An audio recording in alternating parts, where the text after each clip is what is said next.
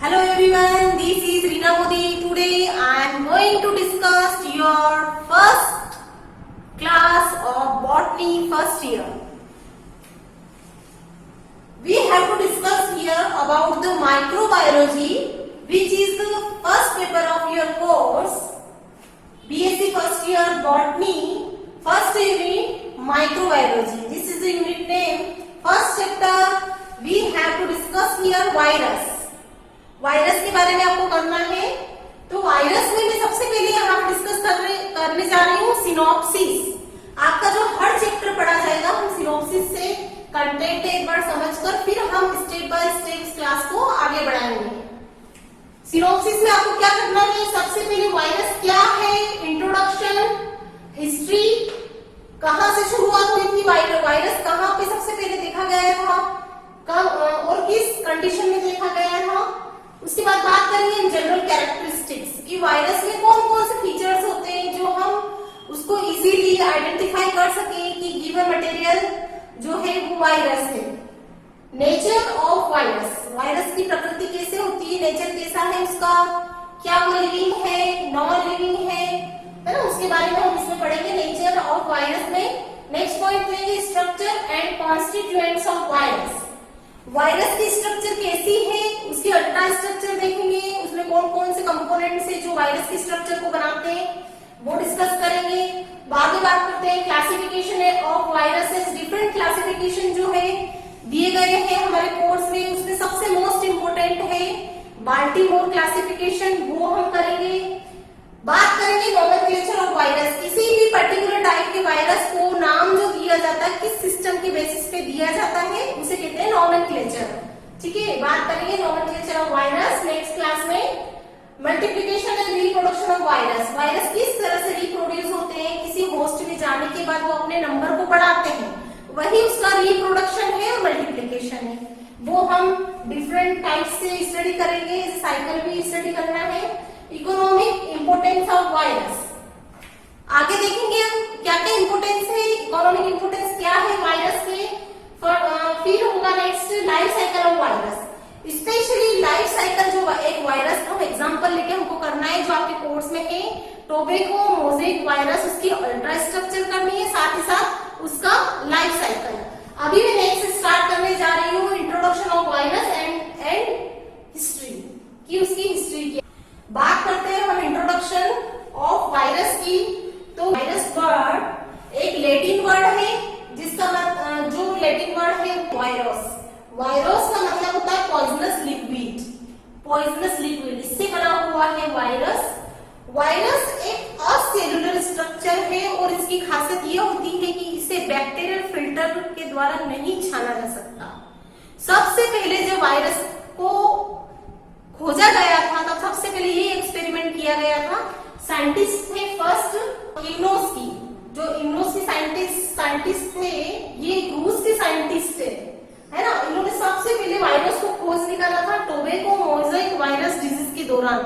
मतलब उन्होंने देखा कि टोबैको प्लांट है, उसपे एक डिजीज के जो सिम्टम्स है उसको रिकॉग्नाइज करने के लिए, है ना, और आइडेंटिफाई करने के लिए उन्होंने एक्सपेरिमेंट किया कि बैक्टीरियल फिल्टर आ चुका था, बैक्टीरिया को पहचाना जा चुका था उस वक्त। तो उन्होंने एक इन्फेक्टेड प्लांट को लिया जो टोबैको मोज़ेक, हम आज की तारीख में इसको बोलते हैं टोबैको मोज़ेक डिजीज वाला वायरस प्लांट। उन्होंने ऐसा डिजीज वाला प्लांट लिया और उसके एक्सट्रैक्ट को निकाला, फिर उन्होंने बैक्टीरियल फिल्टर लिया और उससे उसको छाना, है ना। तो जैसे फिल्ट्रेट जो निकला तो उन्होंने अपने फिल्टर में देखा कि यहाँ पे कोई बैक्टीरिया मौजूद नहीं है, कि अगर ये बैक्टीरियल डिजीज होती तो फिल्टर पर सारे बैक्टीरिया जो है अरेंज हो जाते, छनकर ऊपर रह जाते, फिल्ट्रेट में नहीं रहते।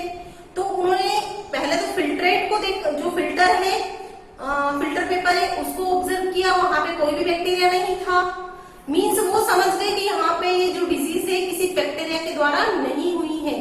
इस रोग का जो पैथोजन है, डिजीज का जो पैथोजन है वो बैक्टीरिया तो नहीं है।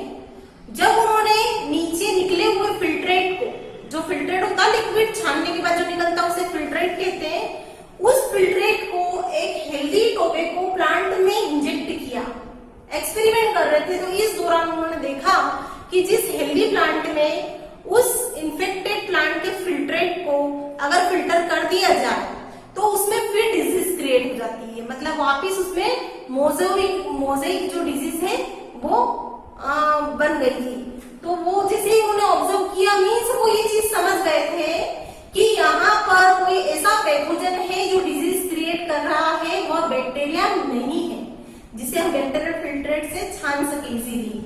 बट वो उसे यहाँ पे आइडेंटिफाई नहीं कर पाए थे। बाद में कई एक्सपेरिमेंट, ये जो स्टोरी है ये है अबाउट 1890s की। 1890s में एक्सपेरिमेंट किया गया था कि उन्होंने बैक्टीरियल फिल्टर से इसको छाना था। बाद में आइसोलेट जो किया गया, फर्स्ट आइसोलेट किया गया टोबैको मोज़ेक वायरस से आइसोलेट किया गया, पर ये आइसोलेशन कब हुआ? 1930 में फर्स्ट आइसोलेशन। जो अपने इम्यूनोस किए, इन्होंने सबसे पहला एक्सपेरिमेंट किया। बाद में 1898 के करीब बेंजविक ने इन्फेक्टेड फिल्ट्रेट को एक नाम दिया जिसे कहा गया कॉन्टेजियम वाइवम फ्लूडियम। क्या कहा गया? कॉन्टेजियम वाइवम फ्लूडियम कहा गया कि यह एक ऐसा फिल्ट्रेट है जो कंटामिनेशन करता है, इन्फेक्शन करता है, तो उसको एक नाम दे दिया गया। मतलब ये क्या है? एक ऐसा लिक्विड है, फ्लूडियम मीन्स लिक्विड, वाइवम बना हुआ है वीनम से, मतलब जहरीला संक्रमित करने वाला जहरीला पदार्थ, जहरीला तरल पदार्थ है।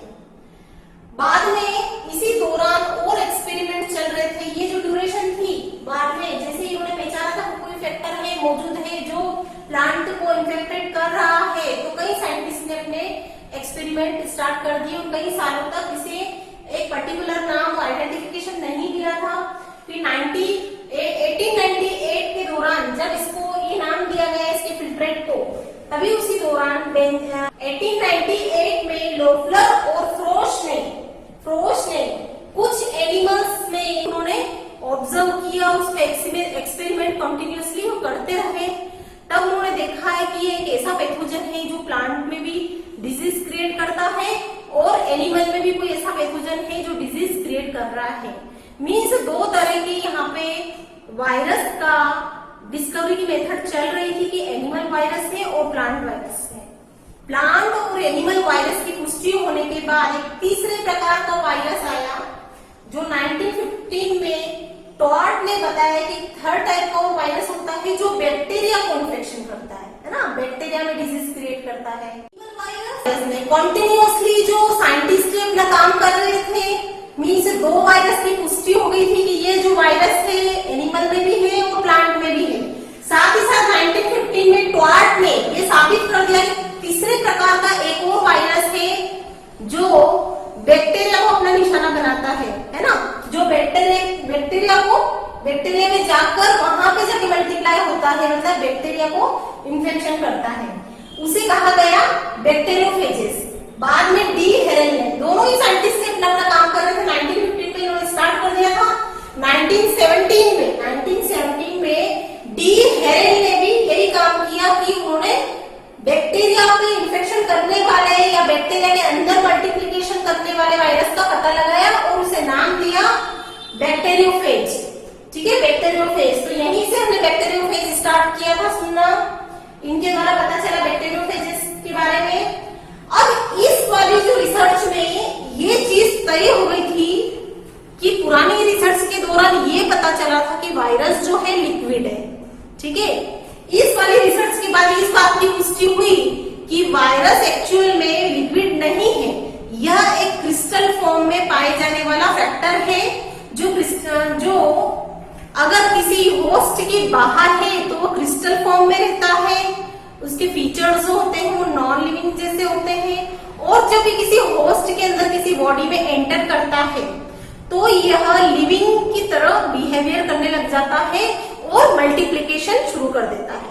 अब बात करते हैं नेक्स्ट पॉइंट अपना था general features of virus. Virus के जनरल फीचर की तो मैंने एक मॉडल, ठीक है, जो हमारे माइंड में चलना चाहिए वायरस के स्ट्रक्चर के बारे में, उसका एक डायग्राम हमने शो किया है। देखिए वायरस का जो स्ट्रक्चर है वो कैसा है कि वायरस एक सिमेट्री में तो है, एक जो सिमेट्री है उसमें इसके 3 पार्ट्स है। This is the acellular structure. यहाँ पे कोई सेल की स्ट्रक्चर नहीं है, मीन्स साइटोप्लाज्म नहीं है, कोई एक परफेक्ट न्यूक्लियर मेम्ब्रेन नहीं है, न्यूक्लियस नहीं है ना। और क्या नहीं है यहाँ पे, सेल वॉल नहीं है या सेल ऑर्गेनेल्स नहीं है। तो जब ये चीजें सेल ऑर्गेनेल्स जो डिफरेंट टाइप के फंक्शन करती वो नहीं है, तो वो सब नहीं होते, तो ऐसी स्ट्रक्चर को हम कहते हैं असेल्युलर, कि सेल के कोई भी सेल के समान स्ट्रक्चर नहीं है। तो क्या है इसमें, यहाँ पे मैं 3 पार्ट्स बता रही हूँ मैं। एक होता है इसकी जो मेन स्ट्रक्चर होती है, जो लिविंग की तरह बिहेवियर करती है ना, और सबसे ज्यादा हार्मफुल है ये सबके लिए, इसका डीएनए, ठीक है, न्यूक्लिक एसिड। तो न्यूक्लिक एसिड चारों ओर कवर रहता है एक प्रोटीन के कोट से, जिसे कहते हैं कैप्सिड, ठीक है। और कैप्सिड को कवर किए हुआ होता है एनवेलोप, और कहीं कहीं स्पीशीज में ये डबल लेयर्ड भी होता है ना। तो एक जनरल स्ट्रक्चर को हम समझकर स्ट्रक्चर को माइंड में रखकर हम इसके फीचर्स एक बार पढ़ लें। पहले मैंने आपको बताया क्या है, ये असेल्युलर है। असेल्युलर क्यों कहा, ना कोई इसमें साइटोप्लाज्म है, ना सेल मेम्ब्रेन है, नहीं सेल ऑर्गेनेल्स है। तो इसी स्ट्रक्चर को हम क्या कहते हैं, acellular structure. First character is acellular structure. दूसरा, nucleic acid surrounded by capsid. Nucleic acid जो है कैप्सिड से घिरा हुआ है। कैप्सिड क्या है, capsid is a proteinous coat, है ना, प्रोटीन से बना हुआ कोट है जो न्यूक्लिक एसिड को चारों ओर से कवर किए हुए रहता है। सम वायरसेस एनवेलप बाइलेड, कुछ वायरस में बाइलेड एनवेलप होता है। अगर हम इसकी साइज देखें, साइज बहुत ही छोटी है, आपको पता होना चाहिए बैक्टीरिया से छोटा है, छोटी साइज है। क्या साइज है इसकी, 10 से लेकर 300 मिली माइक्रोन, ठीक है। क्या साइज है इसकी, 10 से लेकर 300 मिली माइक्रोन।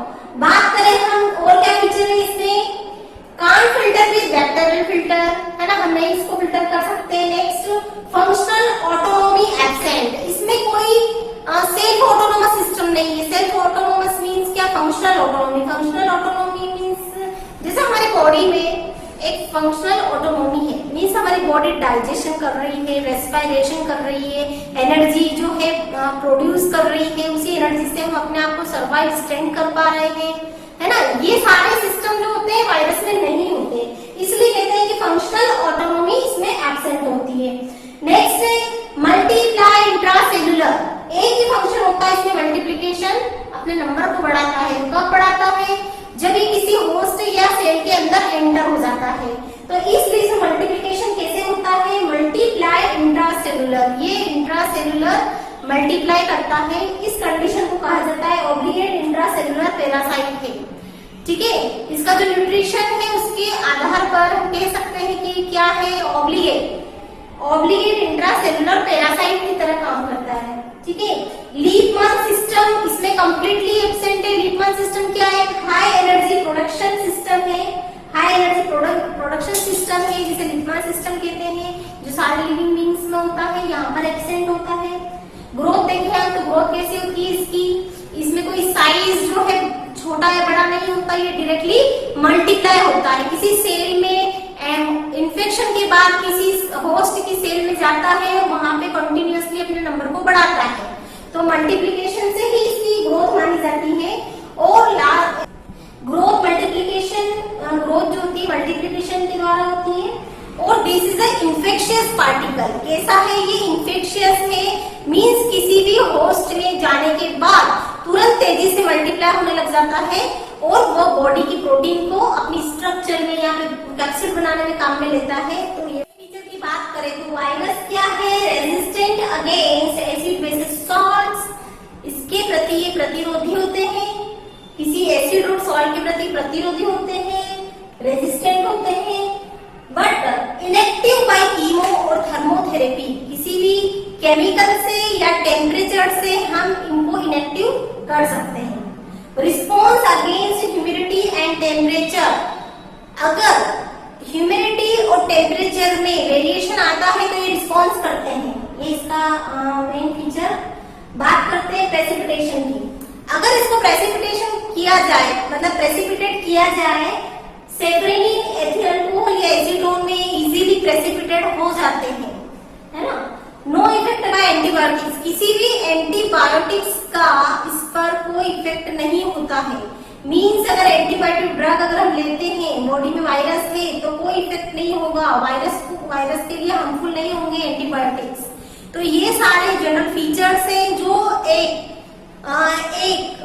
एक नॉर्मल तौर पर जो वायरस है उसके सारे कैरेक्टरिस्टिक को शो करते हैं। ये मैंने पॉइंट्स